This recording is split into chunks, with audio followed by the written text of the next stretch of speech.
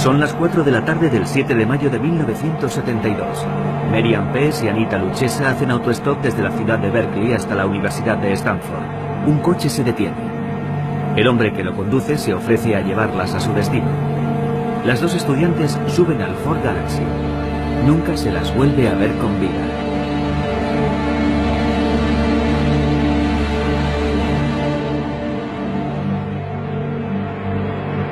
Más tarde, el 14 de septiembre del mismo año, una joven de 15 años llamada Aiko Koo desaparece en las mismas circunstancias mientras hace autostop para acudir a una clase de baile en San Francisco.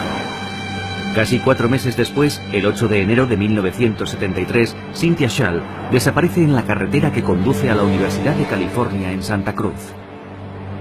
Un mes más tarde, el 5 de febrero, en la misma carretera, Rosalind Thorpe y Alice Liu desaparecen. En un lapso de 6 meses, Edmund Kempa, el ogro de Santa Cruz, golpea 6 veces.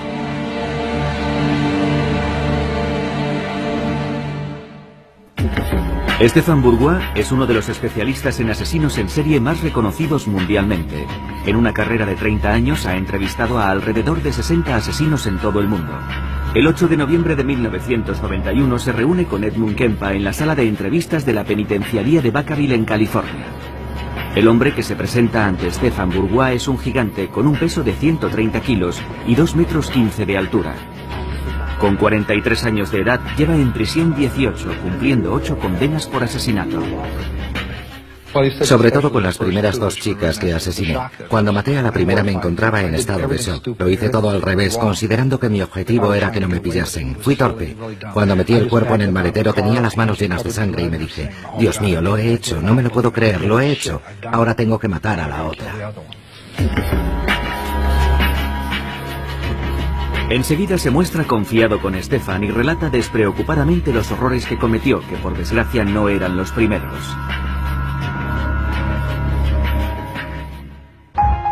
Edmund Emil Kempa III nació en 1948 en Burbank, una ciudad del extrarradio en expansión de Los Ángeles. 9 años después, sus padres ponen fin a una tormentosa relación y su madre decide abandonar California para trasladarse a Montana con sus 3 hijos.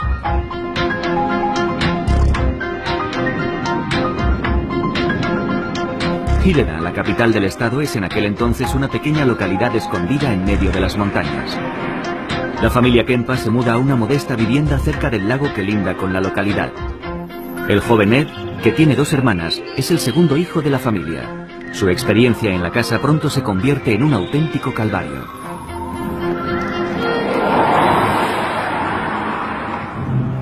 Su madre, Clarnell, con una impresionante estatura, hace gala de una estricta disciplina. Dirige todo el odio que siente por su exmarido hacia la única presencia masculina en la casa. Las hermanas de Edmund, que también lo maltratan, tienen su propia habitación. Ed debe contentarse con una cama improvisada en el sótano. Mi madre y mis hermanas se iban a dormir arriba, donde yo dormía antes, arriba. Yo tenía que bajar al sótano. Y un niño de 8 años no es capaz de comprender esa diferenciación. ¿Por qué me mandan a mí al sótano? ¿Voy a ir al infierno o voy a ir al cielo? Arriba está el salón y yo tengo que irme abajo con los demonios, los monstruos y los fantasmas que me aterrorizan. Pero ellas no. Harold Cartwright es abogado. Designado por el tribunal durante el juicio de Kempa, fue investigador de la defensa. Él se acordaba de aquella época y me la describió como uno de los peores periodos de su vida. Sus hermanas eran más mayores y se metían con él y todo eso, como suele ocurrir entre hermanos. Nada que fuese más allá. Y su madre era una persona muy verbal. Nunca lo maltrató físicamente, pero en su opinión sí lo hizo verbalmente. La madre del joven Edmund lo humillaba constantemente.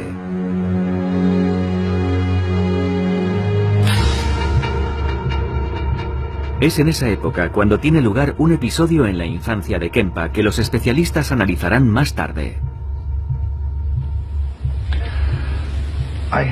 Yo tenía una pistola de juguete. Era toda metálica. del calibre 5,5. Era una pistola muy elegante, la había comprado en Nueva York. Estuve allí un verano en casa de mi primo, y cuando volví, mi hermana estaba celosa, mi hermana mayor. Odiaba aquella pistola porque se interpuso entre nosotros dos. Era algo que yo tenía y ella no. Aquel viaje a ella le habría gustado hacerlo, pero no lo hizo, lo hice yo. Poco después de regresar del viaje empezó a discutir conmigo por una absoluta nimiedad. Se puso furiosa, cogió la pistola y yo le dije, no la tires. Y me la lanzó a mí, con mucha fuerza. Golpeó el suelo y mi dedo. Y me hizo mucho daño. Pero la pistola se rompió, el mecanismo interior. Ya no volvió a funcionar. Así que me fui a su habitación, cogí una muñeca Barbie, una muñeca muy bonita que tenía, la muñeca Barbie. Todas las niñas tienen una, ¿verdad? Tenía unas tijeras, una máquina de coser. Cogí las tijeras, le arranqué la cabeza a la muñeca y me dije, volverá a colocársela de nuevo. Es como si no le hubiese hecho nada. Así que cogí las tijeras y le corté las manos y le dije, toma, ahora tú tienes un juguete roto y yo tengo otro juguete roto. Aquella fue mi respuesta. Solía entretenerse con juegos muy morbosos con sus hermanas. Jugaba con sus hermanas a la silla eléctrica, atándolas a un sillón, o al juego de la cámara de gas.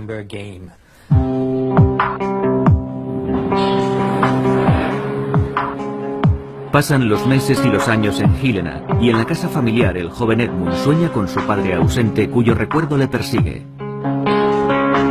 Pese a su aversión hacia los hombres, su madre, Clarnell, vuelve a casarse.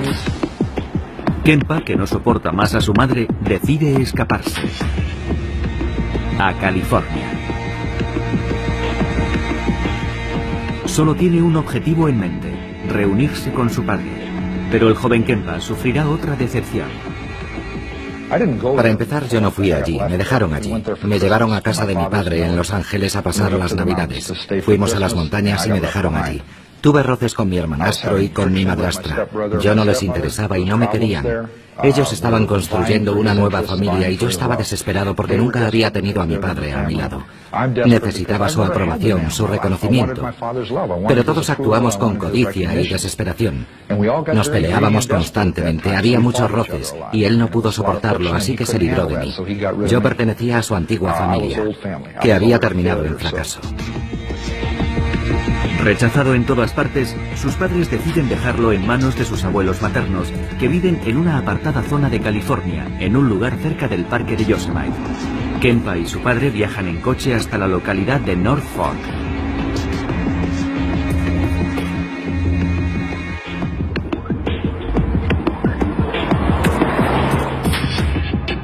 Es en esta casa donde Edmund Kempa permanecerá varios meses y cometerá por primera vez un acto irreparable. En la época en que cometió el crimen, Richard Verbrugge era inspector de policía especializado en casos criminales. Años después formará parte de la brigada policial que detiene a Kempa. Su abuela era una mujer muy fuerte, se había enfadado mucho con su madre. Perdón, con su abuela, porque ella realizaba tareas que Edmund consideraba que debería hacer él, mientras que a él le asignaban trabajos, en su opinión, más propios de una mujer. Nunca me dejaba salir por mi cuenta, nunca me dejaba salir de la propiedad. Empecé a desarrollar fantasías contra ella, la idea de asesinarla. Ya en aquella época tenía fantasías de decapitación. Esas fantasías ya estaban en mi cabeza. Así que un día mató a su abuela, y cuando el abuelo regresó, sabía que tendría problemas por lo que había hecho, así que mató también a su abuelo. Tras matar a sus abuelos, Ed Kempa llama a su madre para contarle lo que ha hecho.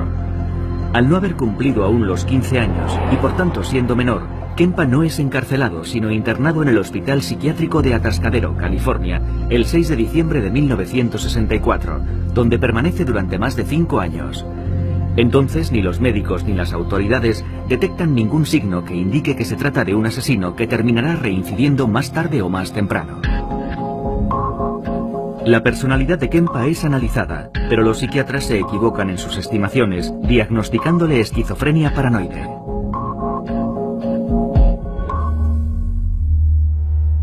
La costa opuesta de los Estados Unidos, Eustis, Florida, una ciudad situada al norte de Orlando.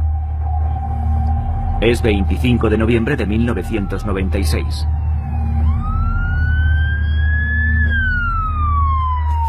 Son las 11:45 cuando este hombre responde a una llamada en la que le comunican que se ha cometido un doble homicidio en una casa situada a varios kilómetros de la ciudad. Jeff Taylor es ayudante del sheriff en la época.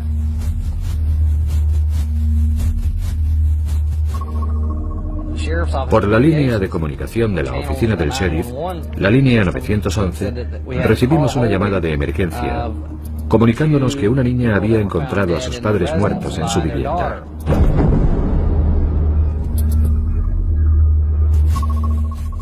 Cuando entra en la habitación, Jeff Taylor encuentra los cuerpos de Richard Wendorf, de 49 años de edad, y de su mujer, Ruth, de 53 años. Comprueba que los dos han sido salvajemente asesinados. Sus rostros están totalmente desfigurados. 3 días después, el Día de Acción de Gracias, el 28 de noviembre, un joven de 16 años, Roderick Jackson Ferrell, es detenido en Baton Rouge, Luisiana, e interrogado al día siguiente por la policía. El joven Roderick Ferrell describe con pasmosa y desconcertante tranquilidad el doble asesinato que cometió 3 días antes. Tenía la palanca en la mano por si se abalanzara sobre mí, golpearle con todas mis fuerzas. Y lo que ocurrió fue que dio media vuelta e intentó levantarse del sofá, así que empecé a golpearle. Y no paré porque seguía respirando, así que seguí golpeándolo, golpeándolo, golpeándolo y sintiendo placer mientras lo hacía. ¿Estaba sentado o tumbado mientras eso sucedía? No, tumbado porque estaba inconsciente. ¿Estaba tumbado en el sofá? Se dio media vuelta y cuando intentó levantarse, ¡pum!, le golpeé en la sien. Le dejé seco. Y como estaba inconsciente, pensé, ahora o nunca, porque si se levanta me va a matar. Así que le golpeé hasta que murió y entonces... ¿Le golpeaste en algún otro lugar con la palanca o solo en la cabeza? Le golpeé una vez en el pecho porque no dejaba de respirar, así que le golpeé en el corazón. ¿En el corazón? Cogí la palanca y ¡pum! ¿Para acabar de una vez? La cabeza del señor Wendorf parecía una hamburguesa cruda porque tenía la cabeza y el cráneo completamente destrozados. Richard Wendorf está durmiendo en el sofá del salón cuando Ferrell le golpea 40 veces en el rostro con una palanca.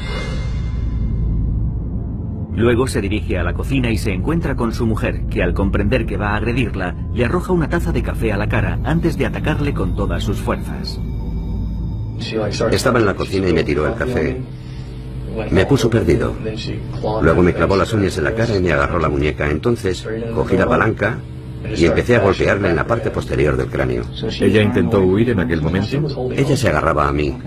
Me había clavado las uñas en la cara y no pensaba parar de golpearla hasta que me soltase. ¿Y dónde la golpeaste primero? ¿En la parte posterior de la cabeza o en la cara? La golpeé una vez aquí y luego en la parte posterior del cráneo y le hice el agujero grande que se ve en las fotos. No las he visto. Continúa. Bueno, el caso es que el café apestaba y me enfadé. Así que le di una patada. La derribé y empecé a golpearla hasta que dejó de respirar.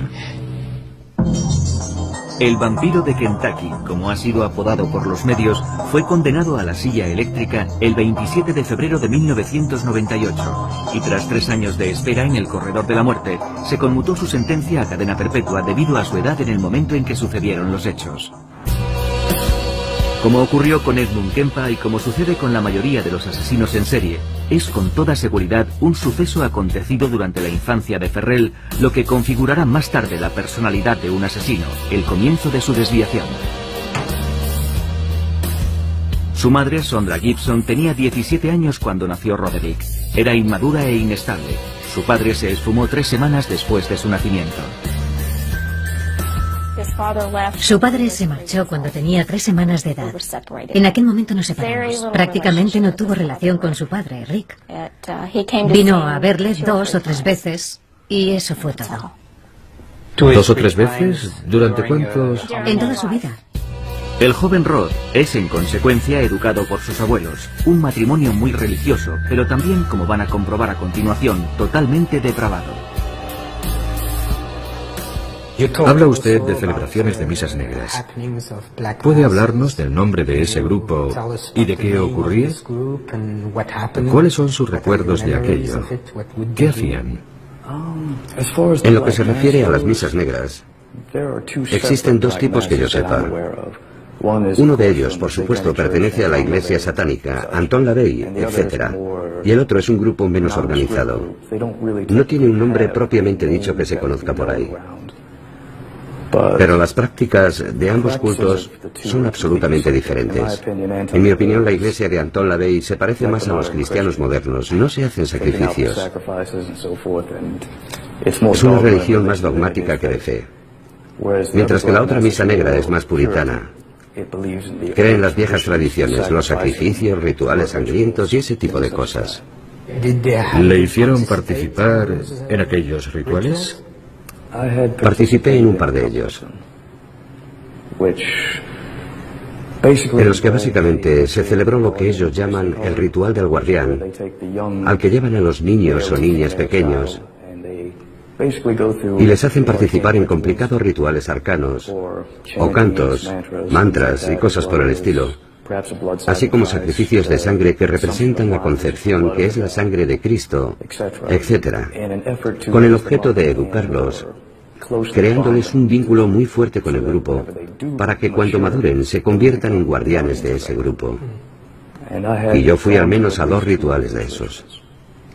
¿Y qué edad tenía entonces? Debía tener 6 años. 6. No solo introducen a Ferrell en rituales ocultistas, también le obligan a enfrentarse literalmente al horror. Es violado en 2 ocasiones por uno de los miembros de la secta. El joven Ferrell pasa su adolescencia entre Eustis, en Florida, y Kentucky, el estado donde nació. Es en ese periodo donde su comportamiento empeora. Introduce a sus compañeros de instituto en el vampirismo con el fin de dominarlos y manipularlos. Empieza a desarrollar también toda suerte de técnicas para dominar a las personas que se encuentran en su entorno más cercano. ¿Cómo se las arregló para tener una influencia tan grande en su grupo? Básicamente, me encantaba la psicología. Solía ir a la biblioteca de la universidad a estudiar psicología. A veces asistía a las conferencias que se daban allí. Intentaba comprender mejor la mente humana. He empleado diferentes técnicas que supongo podrían considerarse técnicas de lavado de cerebro o de alteración mental.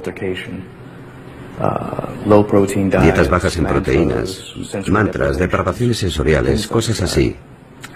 Mi principal objetivo era penetrar en su psique de forma que me viesen como una deidad. Ya nada pudo detener a Ferrell en su búsqueda de la dominación y la violencia hasta el día en que decidió asesinar al matrimonio Wendorf. El doble homicidio que confesó sin recibir ninguna presión durante los 2 interrogatorios llevados a cabo después de su detención los negó 12 años después ante Stefan Bourgois. Yo realmente no recuerdo haber tenido intención de ir a matar a nadie entonces. Solo quería robarle su coche. Y lo que recuerdo actualmente de aquello, la verdad es que está todo bastante difuso en mi memoria, porque han pasado muchos años. Estaba drogado. Durante el juicio quedó demostrado que Roderick Ferrell no se encontraba bajo la influencia de ninguna droga en el momento en que se produjeron los hechos. Hospital Psiquiátrico de Atascadero, California, 1969. Edmund Kempa, que asesinó a sus abuelos a la edad de 15 años y lleva encerrado en este centro más de 5, tiene ahora 21 años. Su estancia no está salpicada por ningún incidente en particular y parece haberse estabilizado. El 30 de junio de 1969 las autoridades deciden dejar a Kempa en libertad condicional. Los psiquiatras, no obstante, han detectado un problema grave en la relación entre Edmund y su madre. Los psiquiatras del hospital recomendaron que el contacto con su madre fuese limitado. No dijeron que no tuviese ningún tipo de contacto, pero sí recomendaron que el contacto fuese mínimo. De modo que sí había algo en su personalidad que revelaba que existía un problema con su madre. 3 meses más tarde, la Autoridad de la Juventud de California, que llevaba su caso, tomó una decisión contraria a la estimación de los psiquiatras que siguieron su tratamiento. Se le envió a vivir con su madre, que había regresado a California para trabajar en la universidad en Santa Cruz. El error tendría consecuencias fatales. Kempa cambiaba constantemente de trabajo y empezó también a frecuentar un bar en Santa Cruz, donde la policía local solía acudir por las noches a relajarse mientras tomaban una copa. Como todos los asesinos en serie, Kempa primero concebirá y posteriormente perfeccionará su modus operandi. En los 3 años que tarda en confeccionarlo, recoge a 300 autoestopistas con su coche entre Santa Cruz y San Francisco. Recogía gente con mi coche, era como un juego, y me di cuenta de que algunas personas no querían subir porque consideraban que no era seguro subir con un hombre joven y solo. Y me sentó mal porque yo no estaba haciendo nada malo. Así que decidí intentar cambiar aquella situación, hacer subir al coche a las personas que no querían y llevarlas a su destino, porque sabía que no iba a hacer nada malo. Y descubrí cómo revertir la situación. Todo depende de cómo miras. Si dices, Dios mío, están haciendo autostop, voy a acercarme a toda pastilla, no se meterán en tu coche porque te han visto babeando a una manzana de distancia. Pero si miras tu reloj y dices, caray, no sé si tengo tiempo, y paras, entonces piensan, es un hombre de negocios, vamos a entrar en el coche porque no hay ningún peligro. Así que yo me entretenía con aquel juego para conseguir que entrasen en mi coche. Pero entonces no quería matar a nadie, simplemente me divertía. Más tarde, cuando empecé a matar gente, lo utilizaba contra ellos. Un día, en mayo de 1972, el 7 de mayo exactamente, Kempa pasa a la acción. Aquel día, 2 estudiantes de 18 años, Merian Pes y Anita Luchesa, están haciendo autostop en la carretera que enlaza Berkeley con la Universidad de Stanford. Kempa utiliza todas sus habilidades para conseguir que entren en su coche. Pes no quería entrar en el coche. La otra chica, Anita Luchesa, no era autostopista. La cuestión era quién se sentaba delante y quién detrás. Anita abrió la puerta y me preguntó a dónde iba. En el cartel que llevaban ponía Stanford, así que le dije, voy a Palo Alto, ¿puedo dejaros allí?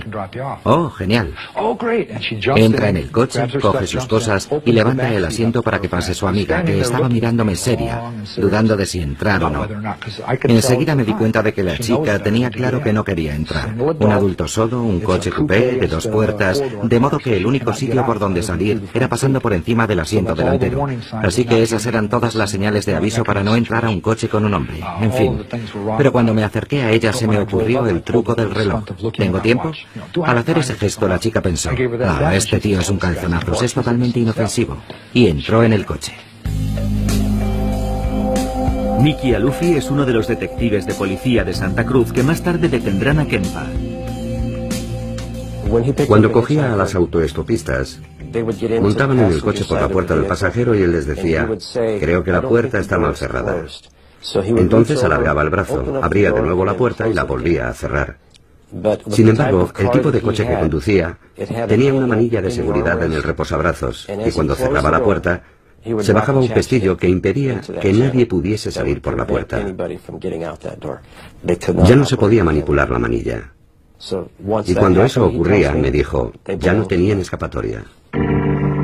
Kempa mató a las 2 estudiantes a puñaladas antes de decapitarlas y deshacerse de los cadáveres, que enterró en las colinas que dominan Santa Cruz, no sin antes violar sus cuerpos.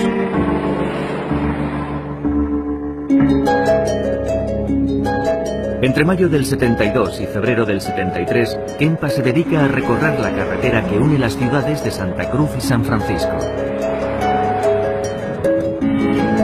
Mata a 4 estudiantes más utilizando el mismo modus operandi.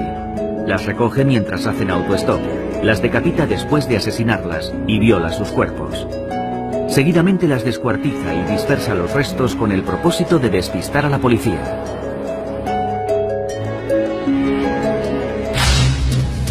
Sin embargo, un mes después pone fin a esta cadena de asesinatos y decide perdonar la vida de 2 chicas jóvenes que recoge en su coche.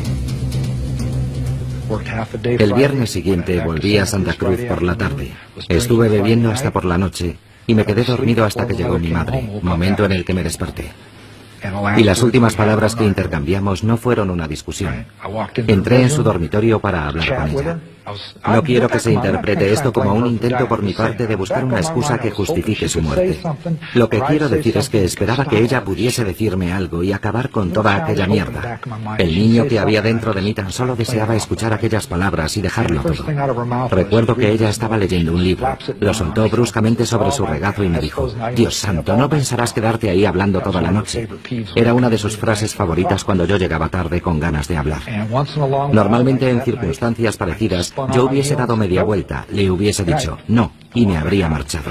Ella habría sido consciente de que había herido mis sentimientos y al día siguiente nos habríamos hablado otra vez, pero yo sabía que no íbamos a volver a hablar.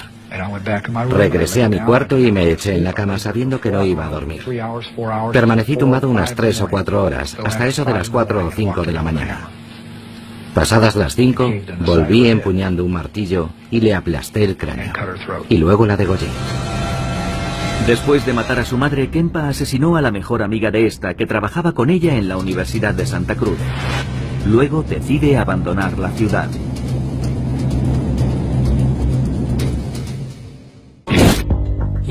Es el peor asesino en serie al que he entrevistado. Te miraba a los ojos y sabías que quería matarte. Cuando sonreía, veías la muerte en sus ojos. Era una mezcla, una horrible mezcolanza de todo tipo de desviaciones. Era cruel e inhumano, un personaje frío y calculador.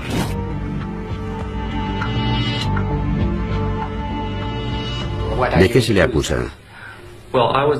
Me acusan de haber matado a 34 mujeres. Pero nadie ha sido capaz de reunir esos 34 nombres, ni la justicia ni nadie más. Es una acusación falsa. ¿Y de qué le han reconocido culpable? Me han reconocido culpable de la muerte de 2 personas en Fort Pierce, aunque nadie me ha visto nunca en la escena del crimen. Jamás se ha establecido el menor vínculo entre las víctimas y yo, salvo el testimonio de la madre de una de ellas. Gerard Seifa fue condenado a cadena perpetua en 1973 por el asesinato de 2 mujeres jóvenes.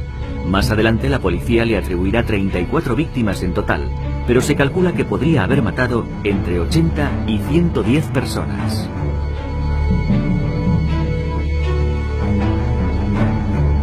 En 1972, Robert Crowder ya era sheriff del condado de Martin en Florida. Conocí a Gerard Seifa cuando se presentó como candidato al puesto de ayudante del sheriff. En ese momento era agente de policía en Wilton Manor, Florida, en el condado de Broward.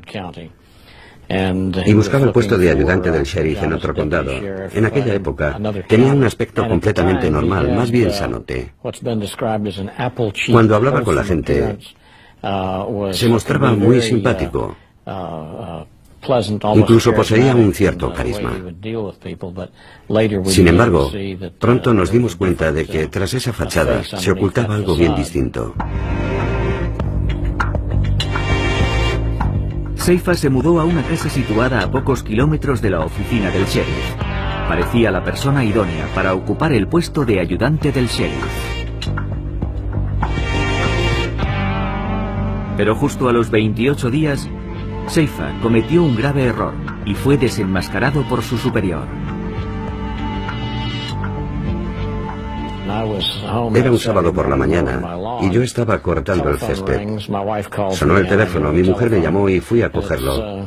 Era Seifa. Me dijo: vas a ponerte muy furioso conmigo, he hecho una solemne estupidez. Y yo le respondí: cuéntame qué ha pasado. Me dijo: ayer mientras estaba trabajando vi a 2 chicas, 2 adolescentes haciendo autostop. Me paré a hablar con ellas y traté de impresionarlas diciéndoles lo peligroso que era que unas chicas tan jóvenes estuviesen haciendo autostop, los problemas en los que podían meterse y los percances que podían sucederles. Se echaron a reír y no me tomaron en serio, así que hoy me las he arreglado para encontrarme otra vez con ellas. Quería meterles el miedo en el cuerpo y convencerles del riesgo que corrían si no me hacían caso para evitarles problemas en el futuro. Y le dijo que las había llevado al bosque y que les había dicho que las iba a vender como esclavas. Y que para asustarlas, las había dejado allí un rato, pero que pensaba volver a soltarlas. Pero cuando había vuelto ya se habían marchado, se las habían arreglado para desatarse. Las dos jóvenes en cuestión se llaman Pamela Sue Wells y Nancy Helen Trotter. Ahora ya saben que han escapado de milagro de un asesino pervertido. Después de arrestar a Seifa, Robert Crowder quiso saber con detalle lo ocurrido y ordenó una reconstrucción de los hechos con las dos jóvenes.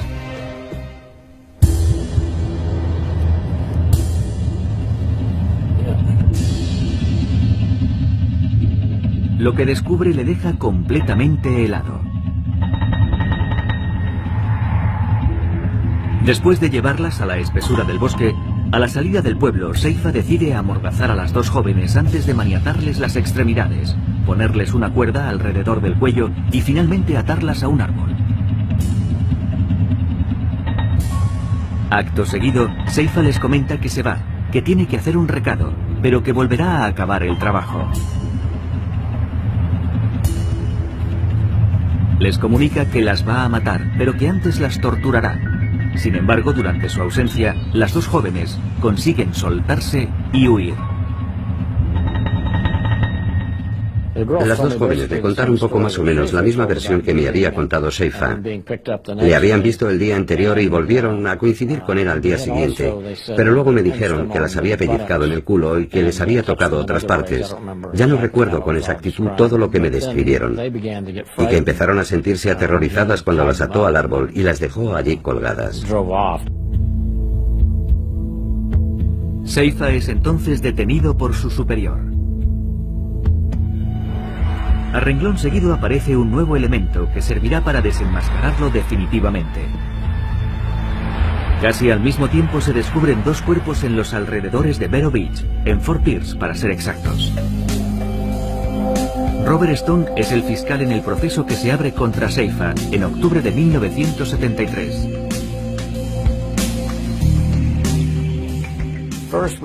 En principio pensamos que tal vez habíamos echado el guante a un asesino, pero entonces ocurrió que un señor mayor que andaba por el bosque recogiendo latas de hojalata, latas de aluminio, encontró por casualidad unos huesos y pensó que podían ser humanos. La policía fue allí, peinó el lugar y encontró los restos de dos personas, dos seres humanos. Encontraron las calaveras y dientes esparcidos. Casi al mismo tiempo, la madre de una chica cuya desaparición se había denunciado en septiembre del 72, se presentó en las oficinas del condado, en el departamento de tráfico, con un número de matrícula que había anotado, intentando averiguar a quién pertenecía. Y resultó que era la de Gerard Seifa, que ya estaba en prisión. Se procede entonces al registro del apartamento de Seifa y lo que los policías encuentran acaba de convencerles de su culpabilidad. Conservaba recuerdos de todas sus víctimas. Encontramos una caja llena de joyas y efectos personales de diferentes jóvenes desaparecidas en el condado de Broward, situado un poco más al sur. Entonces pensamos que probablemente había matado también a esas personas. Durante el registro, aparte de las joyas pertenecientes a sus víctimas, la policía halló fotos que el asesino había hecho antes y después de cometer los asesinatos. Al igual que en el caso de Pamela Wells y Nancy Trotter, Seifa utiliza el mismo modus operandi al secuestrar a Susan Place y a Georgia Yesa. Se lleva a la fuerza a las dos jóvenes hasta el bosque, cerca de las marismas que bordean el océano. Escoge un claro situado en el centro de las marismas, a unos cientos de metros de la carretera y al abrigo de cualquier posible testigo. Y allí las maniata y las ata a unos árboles. Las obligaba a beber alcohol y cuando ya estaban ebrias las fotografiaba. Sentía placer aterrorizándolas. Las suspendía del cabo de una cuerda y las hacía sufrir. Hacía todo lo que podía para humillarlas. Y después de matarlas, violaba sus cuerpos hasta que ya no podía más, porque empezaban a descomponerse. Y entonces las descuartizaba, masturbándose sobre sus restos. Durante el juicio, Seifa evita la pena de muerte, que en aquel entonces había sido suspendida en Florida, y es condenado a cadena perpetua. Más adelante, cuando ya está entre rejas, la justicia establecerá oficialmente su relación con otros 32 asesinatos cometidos en la región, gracias a las pruebas encontradas en su casa.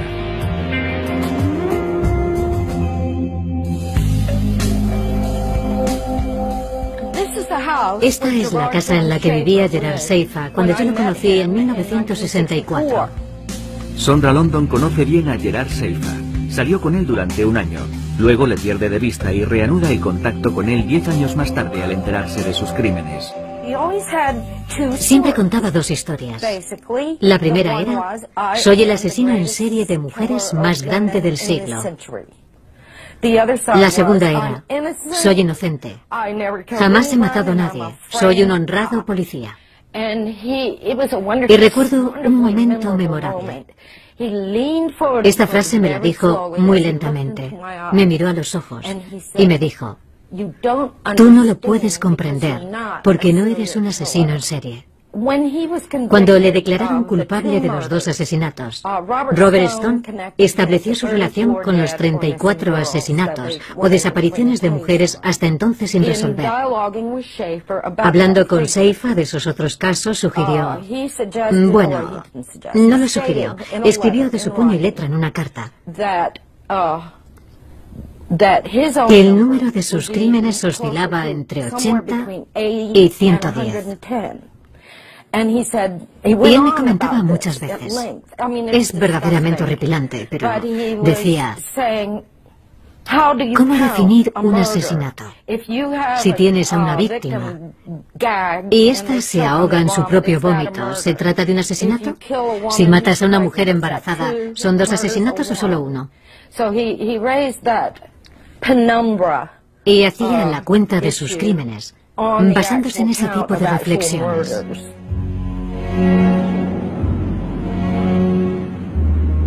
En los años 60, Seifa vive con sus padres en la estación balnearia de Fort Lauderdale, en Florida.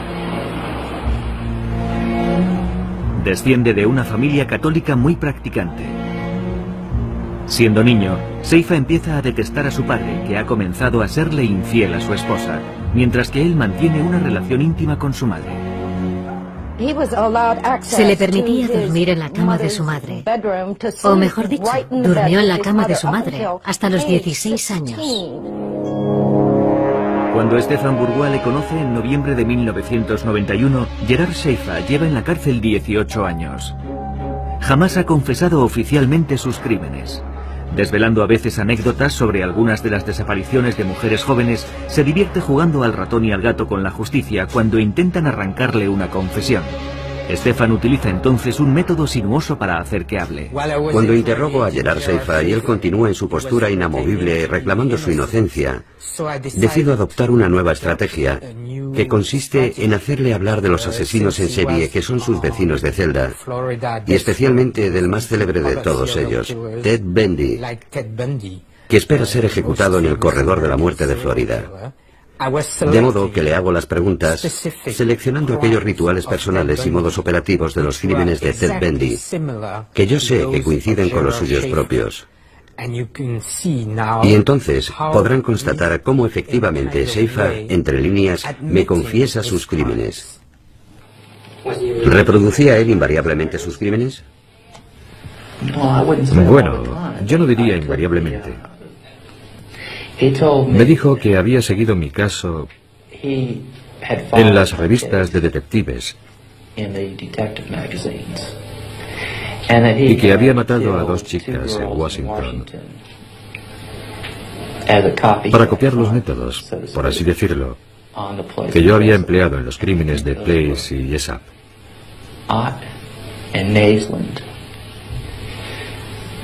Creo que aquellas se llamaban Ott y Naisland. Me dijo que las había llevado por un camino forestal y las había estrangulado, que había violado sus cuerpos, que había vuelto y las había violado una vez más, y que las había decapitado, como una especie de homenaje. Y yo pensé, sois unos cabrones por escribir algo así. Mirad a este tipo. que ha leído y se ha creído todas vuestras estupideces, cuando yo no he admitido absolutamente nada. Y encima se vanagloria de ello.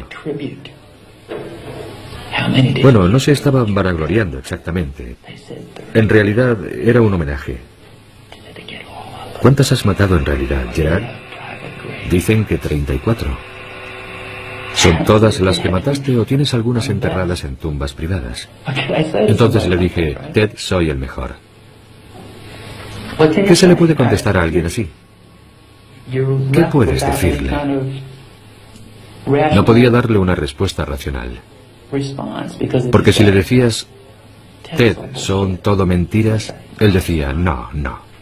Lo sé. Y lo sabía. Porque él lo había vivido. Y yo no lo había vivido, excepto por lo que se había escrito de mí. Y él lo había hecho basándose en la información que había leído. Así que se había cargado a 36.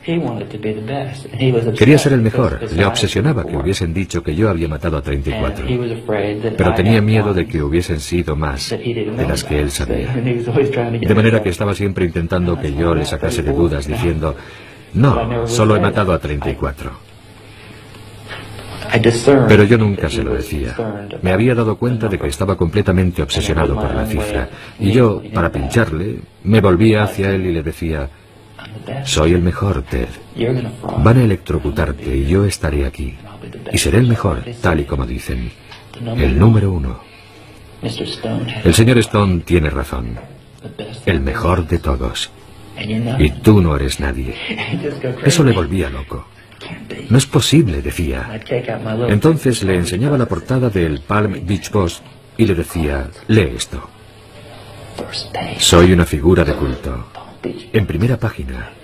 De culto. Soy una figura de culto. No es posible. No puede ser. Aquello le corroía. Como todos los asesinos en serie, Gerard Seifa seleccionaba sistemáticamente a víctimas más débiles que él, mujeres jóvenes más fáciles de atrapar. El 3 de diciembre de 1995, Seifa es asesinado por otro recluso que le asesta 40 puñaladas.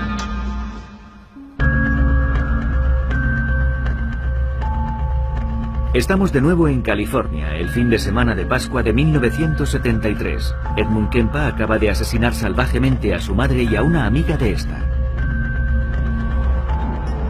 Sintiéndose acorralado y asustado, Kempa decide emprender la huida. Sale de California y conduce día y noche tomando pastillas para mantenerse despierto.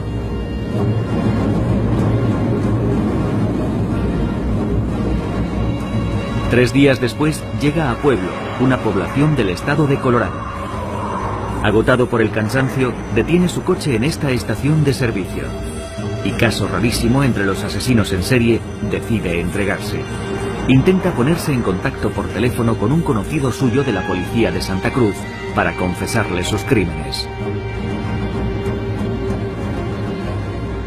Recibí la llamada hacia las 5 de la mañana.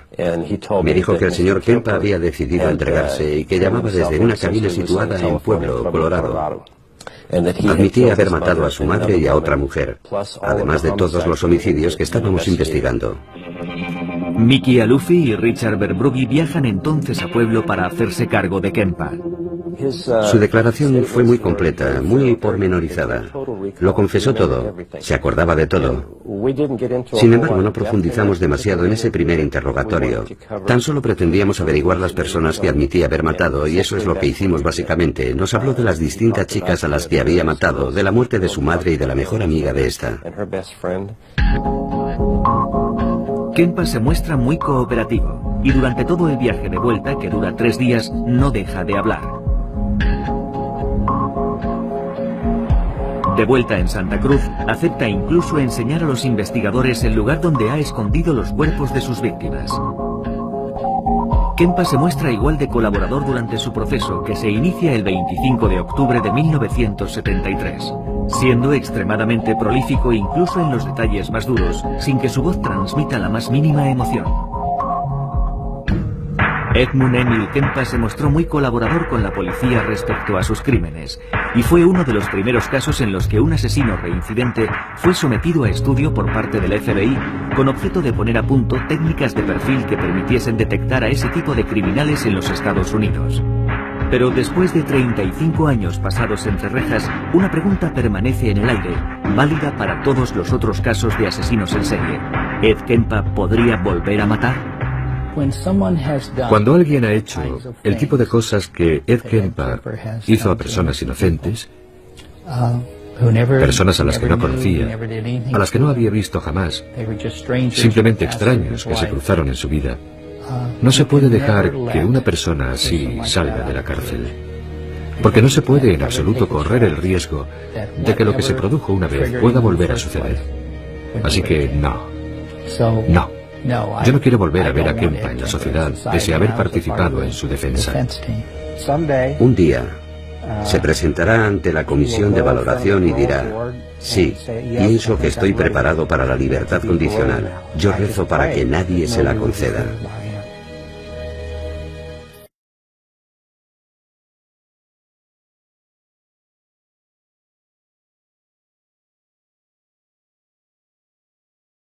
Tipo de cosas.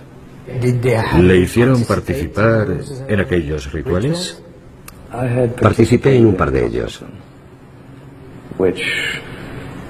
en los que básicamente se celebró lo que ellos llaman el ritual del guardián, al que llevan a los niños o niñas pequeños y les hacen participar en complicados rituales arcanos, o cantos, mantras y cosas por el estilo, así como sacrificios de sangre que representan la concepción, que es la sangre de Cristo, etc., con el objeto de educarlos, creándoles un vínculo muy fuerte con el grupo, para que cuando maduren se conviertan en guardianes de ese grupo. Y yo fui al menos a 2 rituales de esos. ¿Y qué edad tenía entonces? Debía tener 6 años. 6. No solo introducen a Ferrell en rituales ocultistas, también le obligan a enfrentarse literalmente al horror. Es violado en 2 ocasiones por uno de los miembros de la secta. El joven Ferrell pasa su adolescencia entre Eustis, en Florida, y Kentucky, el estado donde nació. Es en ese periodo donde su comportamiento empeora. Introduce a sus compañeros de instituto en el vampirismo con el fin de dominarlos y manipularlos. Empieza a desarrollar también toda suerte de técnicas para dominar a las personas que se encuentran en su entorno más cercano. ¿Cómo se las arregló para tener una influencia tan grande en su grupo? Básicamente, me encantaba la psicología.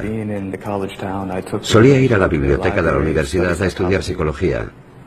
A veces asistía a las conferencias que se daban allí. Intentaba comprender mejor la mente humana. He empleado diferentes técnicas que supongo podrían considerarse técnicas de lavado de cerebro o de alteración mental. Dietas bajas en proteínas, mantras, depravaciones sensoriales, cosas así. Mi principal objetivo era penetrar en su psique de forma que me viesen como una deidad. Ya nada pudo detener a Ferrell en su búsqueda de la dominación y la violencia hasta el día en que decidió asesinar al matrimonio Wendorf.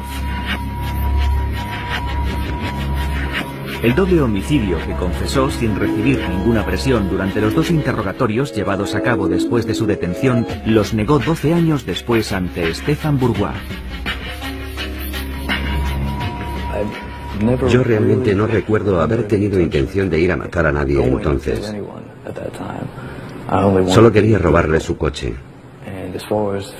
Y lo que recuerdo actualmente de aquello, la verdad es que está todo bastante difuso en mi memoria, porque han pasado muchos años. Estaba drogado. Durante el juicio quedó demostrado que Roderick Ferrell no se encontraba bajo la influencia de ninguna droga en el momento en que se produjeron los hechos. Hospital Psiquiátrico de Atascadero, California, 1969. Edmund Kempa, que asesinó a sus abuelos a la edad de 15 años y lleva encerrado en este centro más de 5, tiene ahora 21 años. Su estancia no está salpicada por ningún incidente en particular y parece haberse estabilizado. El 30 de junio de 1969 las autoridades deciden dejar a Kempa en libertad condicional. Los psiquiatras, no obstante, han detectado un problema grave en la relación entre Edmund y su madre. Los psiquiatras del hospital recomendaron que el contacto con su madre fuese limitado. No dijeron que no tuviese ningún tipo de contacto, pero sí recomendaron que el contacto fuese mínimo. De modo que sí había algo en su personalidad que revelaba que existía un problema con su madre. 3 meses más tarde, la Autoridad de la Juventud de California, que llevaba su caso, tomó una decisión contraria a la estimación de los psiquiatras que siguieron su tratamiento. Se le envió a vivir con su madre, que había regresado a California para trabajar en la universidad en Santa Cruz. El error tendría consecuencias fatales. Kempa cambiaba constantemente de trabajo y empezó también a frecuentar un bar en Santa Cruz, donde la policía local solía acudir por las noches a relajarse mientras tomaban una copa. Como todos los asesinos en serie, Kempa primero concebirá y posteriormente perfeccionará su modus operandi. En los 3 años que tarda en confeccionarlo, recoge a 300 autoestopistas con su coche entre Santa Cruz y San Francisco. Recogía gente con mi coche, era como un juego, y me di cuenta de que algunas personas no querían subir porque consideraban que no era seguro subir con un hombre joven y solo. Y me sentó mal porque yo no estaba haciendo nada malo. Así que decidí intentar cambiar aquella situación, hacer subir al coche a las personas que no querían y llevarlas a su destino, porque sabía que no iba a hacer nada malo. Y descubrí cómo revertir la situación. Todo depende de cómo miras. Si dices, Dios mío, están haciendo autostop, voy a acercarme a toda pastilla, no se meterán en tu coche porque te han visto babeando a una manzana de distancia. Pero si miras tu reloj y dices, caray, no sé si tengo tiempo, y paras, entonces piensan, es un hombre de negocios, vamos a entrar en el coche porque no hay ningún peligro. Así que yo me entretenía con aquel juego para conseguir que entrasen en mi coche. Pero entonces no quería matar a nadie, simplemente me divertía. Más tarde, cuando empecé a matar gente, lo utilizaba contra ellos. Un día, en mayo de 1972, el 7 de mayo exactamente, Kempa pasa a la acción.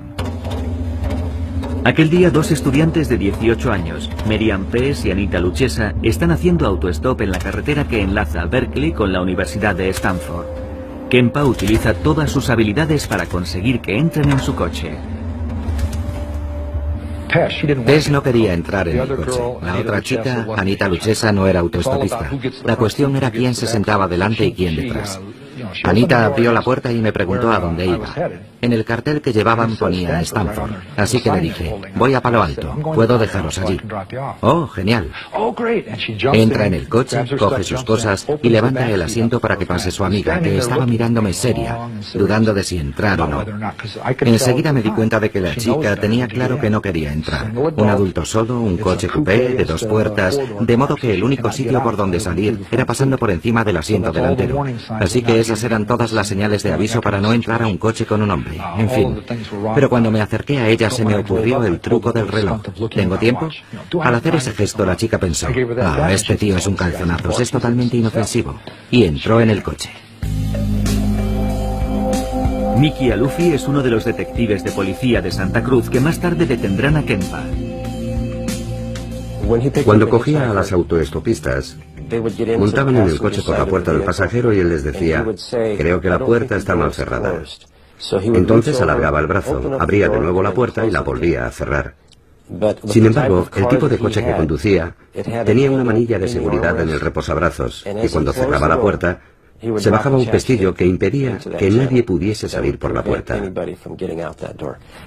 Ya no se podía manipular la manilla. Y cuando eso ocurría, me dijo, ya no tenían escapatoria.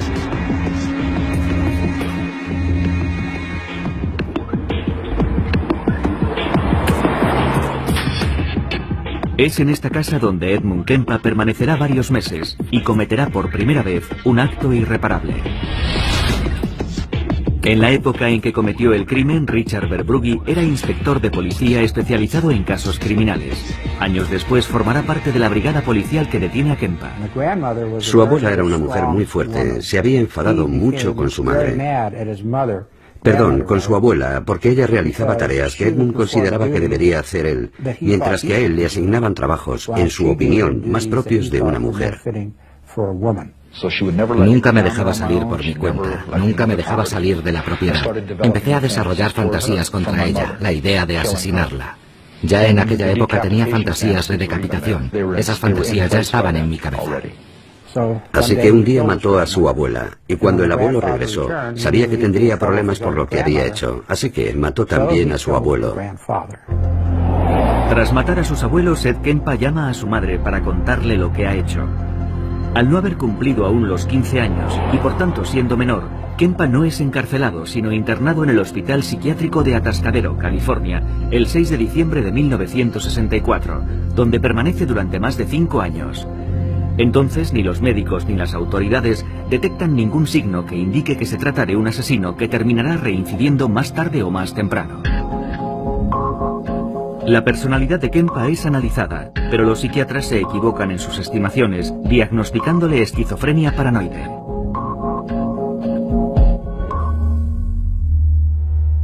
La costa opuesta de los Estados Unidos, Eustis, Florida, una ciudad situada al norte de Orlando. Es 25 de noviembre de 1996.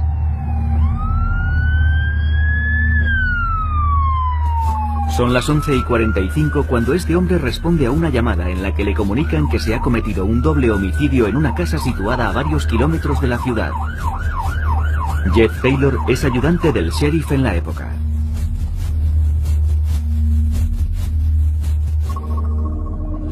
Por la línea de comunicación de la oficina del sheriff, la línea 911, recibimos una llamada de emergencia, comunicándonos que una niña había encontrado a sus padres muertos en su vivienda.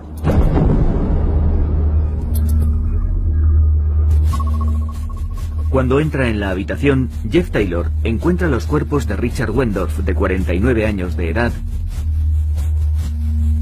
y de su mujer, Ruth, de 53 años.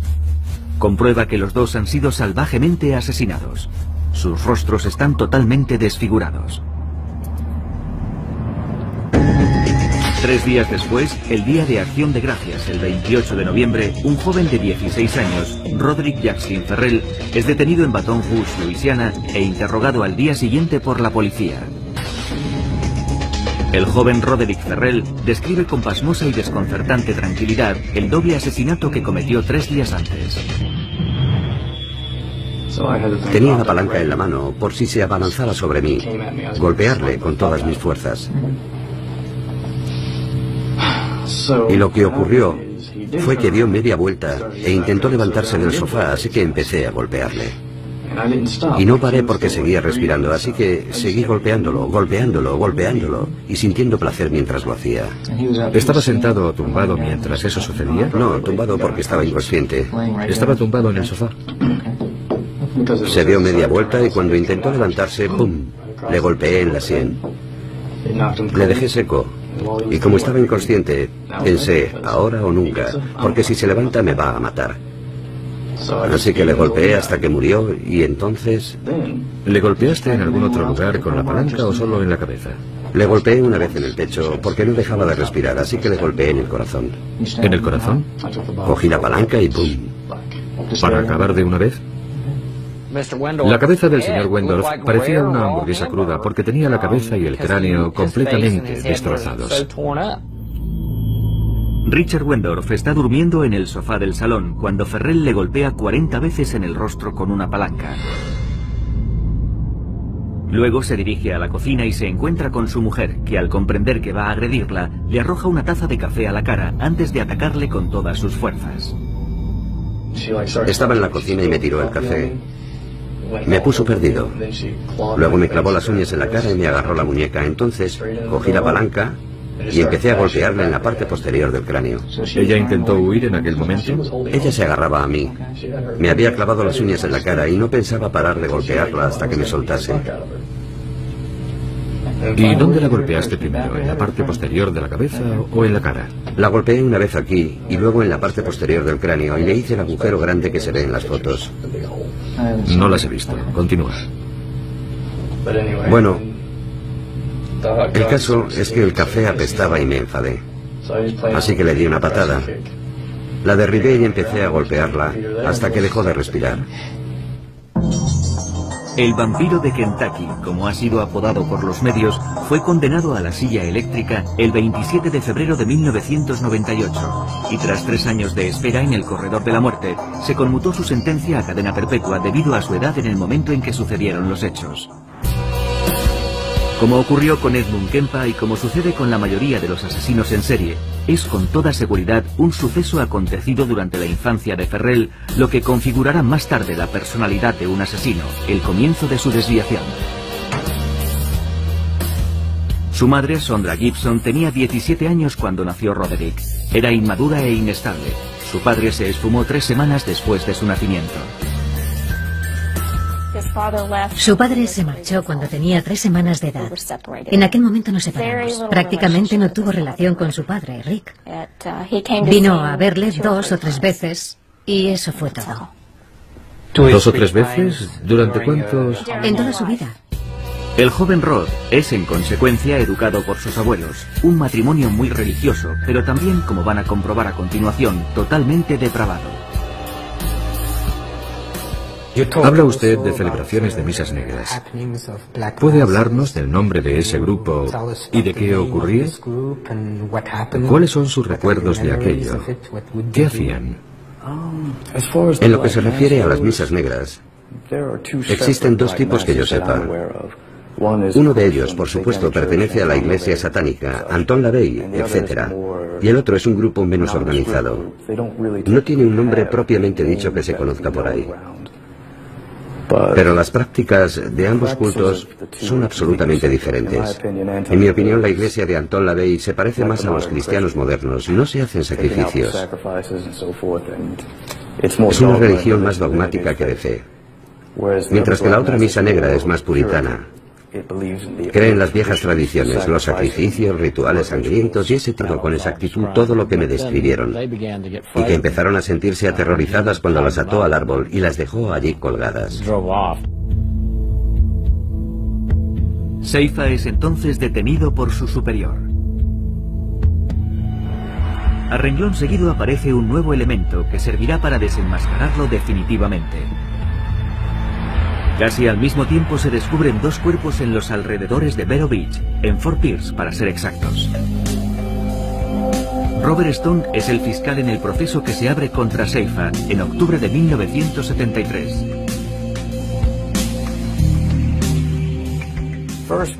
En principio pensamos que tal vez habíamos echado el guante a un asesino.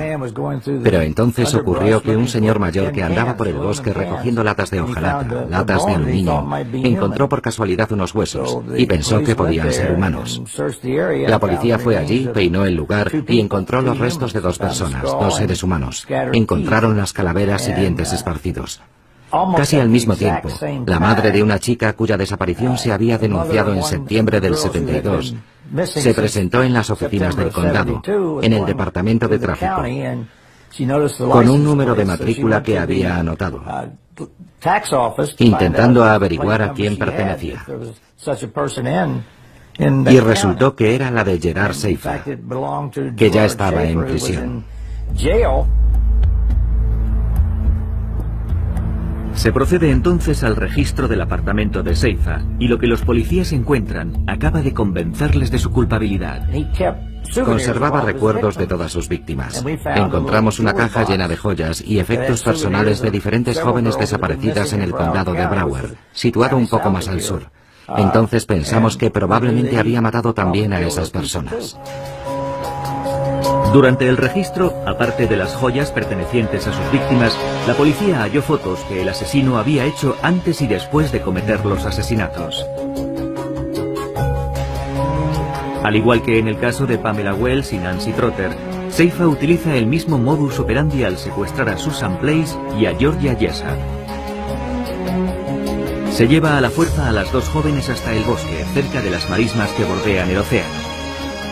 Escoge un claro situado en el centro de las marismas, a unos cientos de metros de la carretera y al abrigo de cualquier posible testigo. Y allí las maniata y las ata a unos árboles. Las obligaba a beber alcohol y cuando ya estaban ebrias las fotografiaba. Sentía placer aterrorizándolas. Las suspendía del cabo de una cuerda y las hacía sufrir. Hacía todo lo que podía para humillarlas. Y después de matarlas, violaba sus cuerpos hasta que ya no podía más, porque empezaban a descomponerse. Y entonces las descuartizaba, masturbándose sobre sus restos. Durante el juicio, Seifa evita la pena de muerte, que en aquel entonces había sido suspendida en Florida, y es condenado a cadena perpetua. Más adelante, cuando ya está entre rejas, la justicia establecerá oficialmente su relación con otros 32 asesinatos cometidos en la región, gracias a las pruebas encontradas en su casa.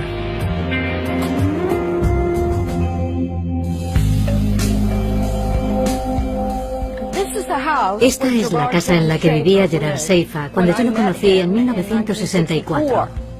Sondra London conoce bien a Gerard Seifa. Salió con él durante un año. Luego le pierde de vista y reanuda el contacto con él 10 años más tarde al enterarse de sus crímenes. Siempre contaba dos historias.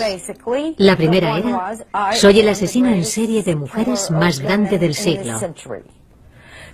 La segunda era: soy inocente. Jamás he matado a nadie. Soy un honrado policía. Y recuerdo un momento memorable. Esta frase me la dijo muy lentamente. Me miró a los ojos y me dijo: tú no lo puedes comprender porque no eres un asesino en serie.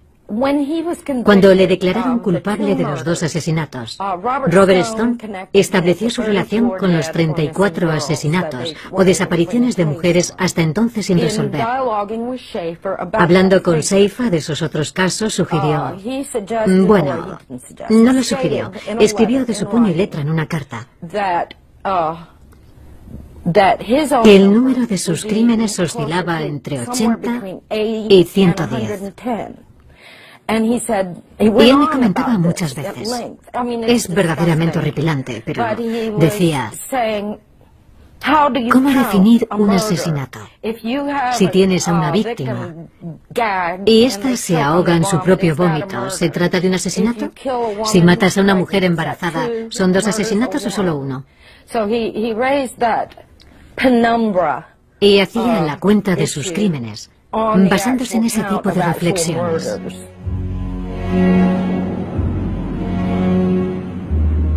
En los años 60, Seifa vive con sus padres en la estación balnearia de Fort Lauderdale, en Florida.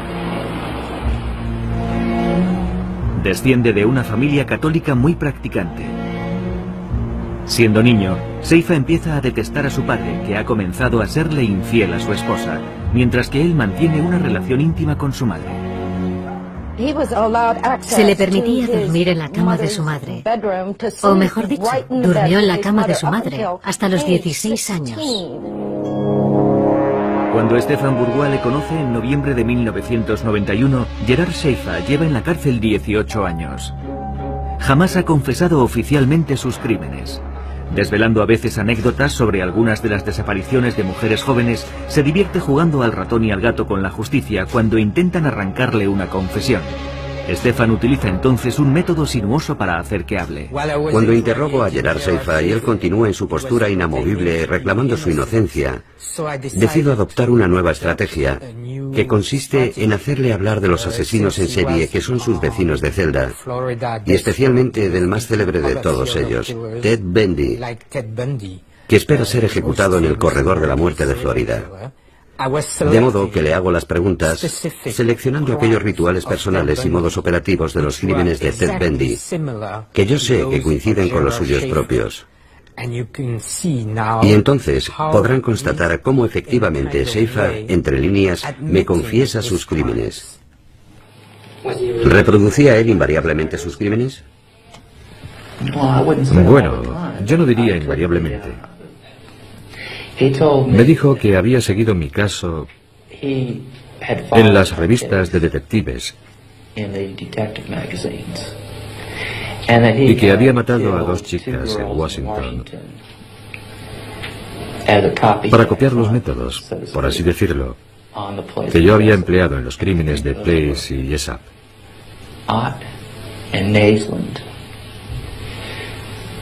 Creo que Kempa mató a las dos estudiantes a puñaladas antes de decapitarlas y deshacerse de los cadáveres, que enterró en las colinas que dominan Santa Cruz, no sin antes violar sus cuerpos.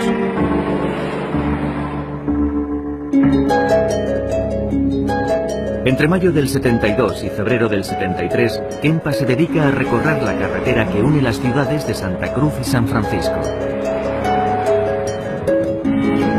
Mata a 4 estudiantes más utilizando el mismo modus operandi. Las recoge mientras hacen autostop, las decapita después de asesinarlas y viola sus cuerpos. Seguidamente las descuartiza y dispersa los restos con el propósito de despistar a la policía.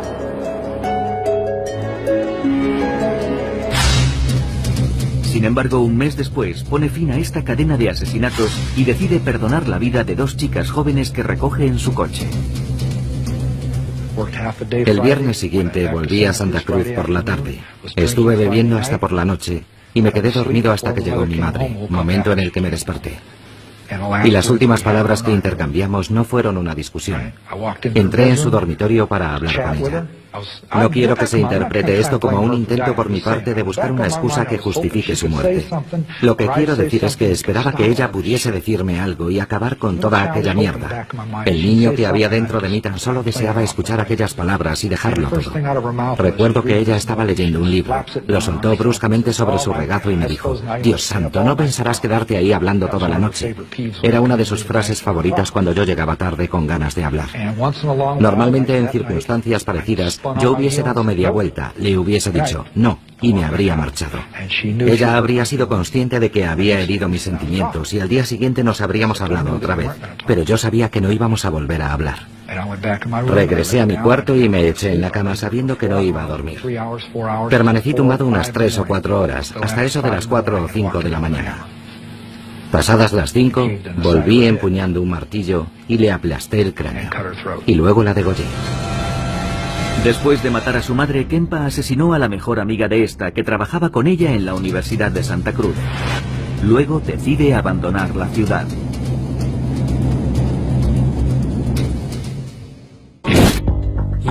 es el peor asesino en serie al que he entrevistado.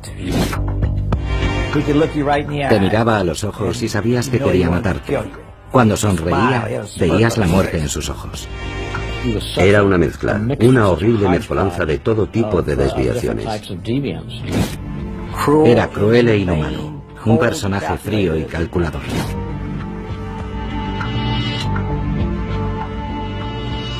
¿De qué se le acusa? Me acusan de haber matado a 34 mujeres. Pero nadie ha sido capaz de reunir esos 34 nombres, ni la justicia ni nadie más. Es una acusación falsa. ¿Y de qué le han reconocido culpable? Me han reconocido culpable de la muerte de 2 personas en Fort Pierce, aunque nadie me ha visto nunca en la escena del crimen. Jamás se ha establecido el menor vínculo entre las víctimas y yo, salvo el testimonio de la madre de una de ellas. Gerard Seifa fue condenado a cadena perpetua en 1973 por el asesinato de 2 mujeres jóvenes.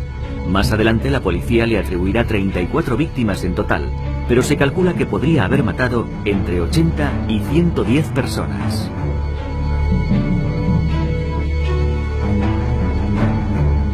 En 1972, Robert Crowder ya era sheriff del condado de Martin en Florida.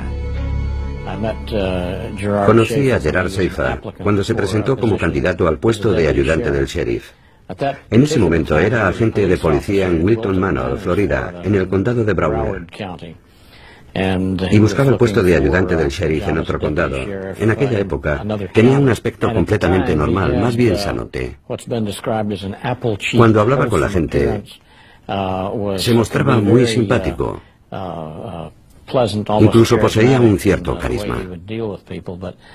Sin embargo, pronto nos dimos cuenta de que tras esa fachada se ocultaba algo bien distinto. Seifa se mudó a una casa situada a pocos kilómetros de la oficina del sheriff. Parecía la persona idónea para ocupar el puesto de ayudante del sheriff. Pero justo a los 28 días, Seifa cometió un grave error y fue desenmascarado por su superior.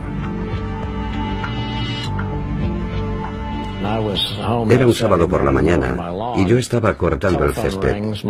Sonó el teléfono, mi mujer me llamó y fui a cogerlo. Era Seifa. Me dijo, vas a ponerte muy furioso conmigo, he hecho una solemne estupidez. Y yo le respondí, cuéntame qué ha pasado. Me dijo, ayer mientras estaba trabajando vi a dos chicas, dos adolescentes haciendo autostop. Me paré a hablar con ellas y traté de impresionarlas diciéndoles lo peligroso que era que unas chicas tan jóvenes estuviesen haciendo autostop, los problemas en los que podían meterse y los percances que podían sucederles. Se echaron a reír y no me tomaron en serio, así que hoy me las he arreglado para encontrarme otra vez con ellas. Quería meterles el miedo en el cuerpo y convencerles del riesgo que corrían si no me hacían caso para evitarles problemas en el futuro. Y me dijo que las había llevado al bosque y que les había dicho que las iba a vender como esclavas. Y que para asustarlas, las había dejado allí un rato, pero que pensaba volver a soltarlas. Pero cuando había vuelto ya se habían marchado, se las habían arreglado para desatarse.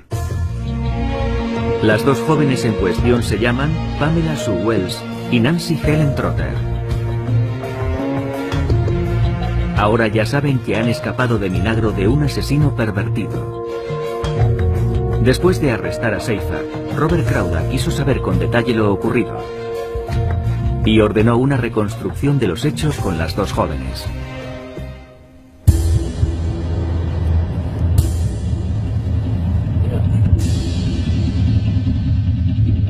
Lo que descubre le deja completamente helado.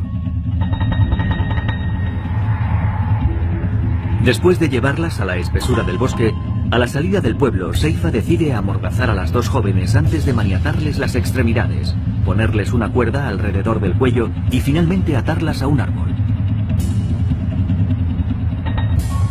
Acto seguido, Seifa les comenta que se va, que tiene que hacer un recado, pero que volverá a acabar el trabajo.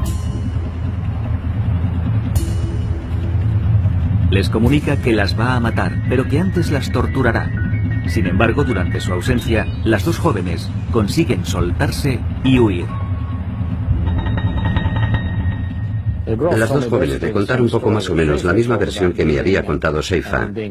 Le habían visto el día anterior y volvieron a coincidir con él al día siguiente, pero luego me dijeron que las había pellizcado en el culo y que les había tocado otras partes. Ya no recuerdo.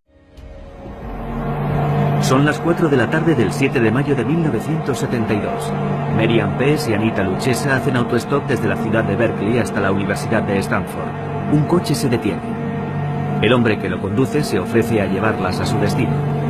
Las dos estudiantes suben al Ford Galaxy.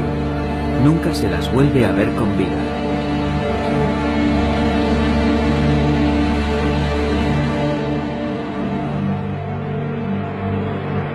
Más tarde, el 14 de septiembre del mismo año, una joven de 15 años llamada Aiko Koo desaparece en las mismas circunstancias mientras hace autostop para acudir a una clase de baile en San Francisco. Casi 4 meses después, el 8 de enero de 1973, Cynthia Schall desaparece en la carretera que conduce a la Universidad de California en Santa Cruz.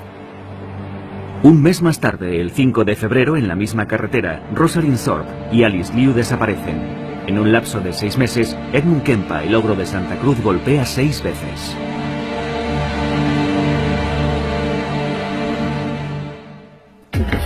Stéphane Bourgois es uno de los especialistas en asesinos en serie más reconocidos mundialmente. En una carrera de 30 años ha entrevistado a alrededor de 60 asesinos en todo el mundo. El 8 de noviembre de 1991 se reúne con Edmund Kempa en la sala de entrevistas de la penitenciaría de Vacaville en California. El hombre que se presenta ante Stéphane Bourgois es un gigante con un peso de 130 kilos y 2,15 metros de altura. Con 43 años de edad, lleva en prisión 18, cumpliendo 8 condenas por asesinato. Sobre todo con las primeras 2 chicas que asesiné. Cuando maté a la primera me encontraba en estado de shock. Lo hice todo al revés, considerando que mi objetivo era que no me pillasen. Fui torpe. Cuando metí el cuerpo en el maletero tenía las manos llenas de sangre y me dije, Dios mío, lo he hecho, no me lo puedo creer, lo he hecho. Ahora tengo que matar a la otra. Enseguida se muestra confiado con Stefan y relata despreocupadamente los horrores que cometió, que por desgracia no eran los primeros. Edmund Emil Kempa III nació en 1948 en Burbank, una ciudad del extrarradio en expansión de Los Ángeles. 9 años después, sus padres ponen fin a una tormentosa relación y su madre decide abandonar California para trasladarse a Montana con sus 3 hijos.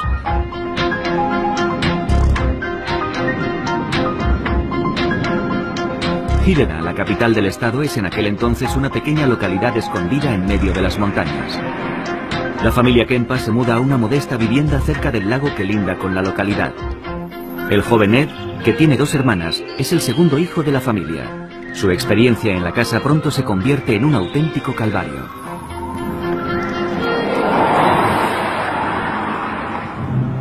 Su madre, Clarnell, con una impresionante estatura, hace gala de una estricta disciplina. Dirige todo el odio que siente por su exmarido hacia la única presencia masculina en la casa. Las hermanas de Edmund, que también lo maltratan, tienen su propia habitación. Ed debe contentarse con una cama improvisada en el sótano. Mi madre y mis hermanas se iban a dormir arriba, donde yo dormía antes, arriba. Yo tenía que bajar al sótano. Y un niño de 8 años no es capaz de comprender esa diferenciación. ¿Por qué me mandan a mí al sótano? ¿Voy a ir al infierno o voy a ir al cielo? Arriba está el salón y yo tengo que irme abajo con los demonios, los monstruos y los fantasmas que me aterrorizan. Pero ellas no. Harold Cartwright es abogado. Designado por el tribunal durante el juicio de Kempa, fue investigador de la defensa. Él se acordaba de aquella época y me la describió como uno de los peores periodos de su vida. Sus hermanas eran más mayores y se metían con él y todo eso, como suele ocurrir entre hermanos. Nada que fuese más allá. Y su madre era una persona muy verbal. Nunca lo maltrató físicamente, pero en su opinión sí lo hizo verbalmente. La madre del joven Edmund lo humillaba constantemente.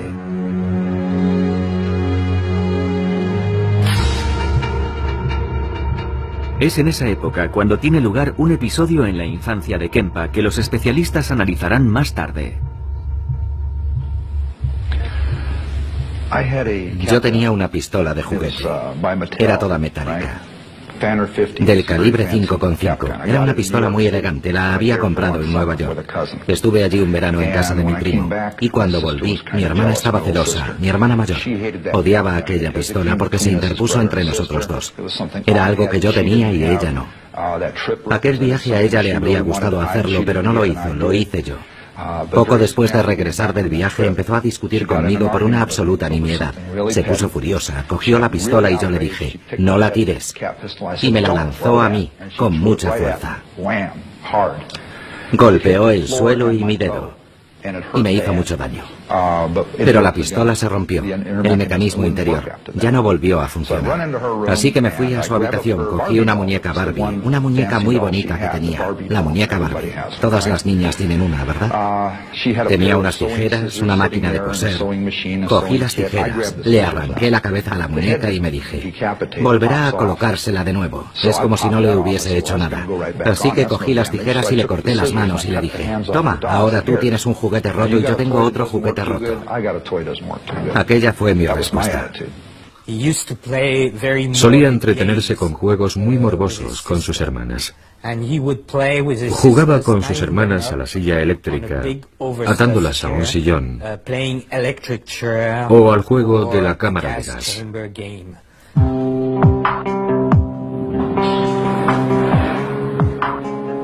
Pasan los meses y los años en Helena, y en la casa familiar el joven Edmund sueña con su padre ausente cuyo recuerdo le persigue. Pese a su aversión hacia los hombres, su madre, Clarnell, vuelve a casarse. Kempa, que no soporta más a su madre, decide escaparse. A California. Solo tiene un objetivo en mente, reunirse con su padre. Pero el joven Kempa sufrirá otra decepción. Para empezar, yo no fui allí, me dejaron allí. Me llevaron a casa de mi padre en Los Ángeles a pasar las Navidades. Fuimos a las montañas y me dejaron allí. Tuve roces con mi hermanastro y con mi madrastra. Yo no les interesaba y no me querían. Ellos estaban construyendo una nueva familia y yo estaba desesperado porque nunca había tenido a mi padre a mi lado. Necesitaba su aprobación, su reconocimiento. Pero todos actuamos con codicia y desesperación. Nos peleábamos constantemente, había muchos roces, y él no pudo soportarlo, así que se libró de mí. Yo pertenecía a su antigua familia, que había terminado en fracaso.